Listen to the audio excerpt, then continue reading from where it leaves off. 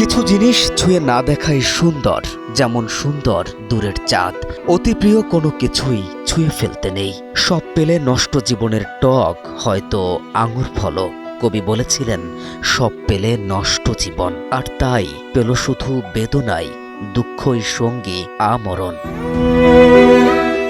জিতেনি কিছুই, না কোনো বড় ট্রফি, না ব্যালন ডি'র।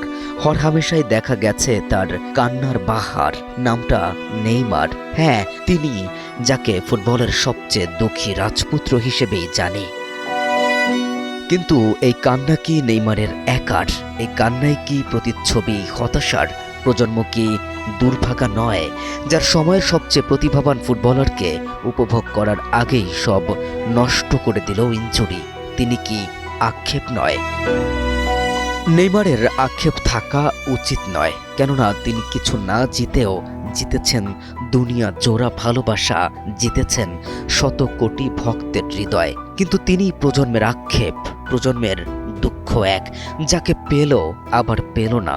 পৃথিবী জানলই না একটা ইনজুরি মুক্ত সিজন কাটাতে পারলে নেইমার কতটা ভয়ঙ্কর হতে পারত। আসল ফল থেকে তৈরি, সম্পূর্ণ প্রিজারভেটিভ মুক্ত ফ্রুটিকা, পিওর মানে ফ্রুটিকা।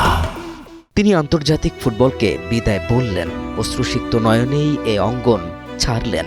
নেইমারের অশ্রুসিক্ত নয়ন এবারে নতুন নয়, তবে যা নতুন, গোটা ফুটবল দুনিয়া কেঁদেছে তার কান্নায়। Please don't Cry. আপনি কিছুই হারেননি, বরং দুনিয়ার এই পাশার দানে ফুটবল আপনাকে হারিয়েছে, আপনাকে অপচয় করেছে। K M Rafin, news 24।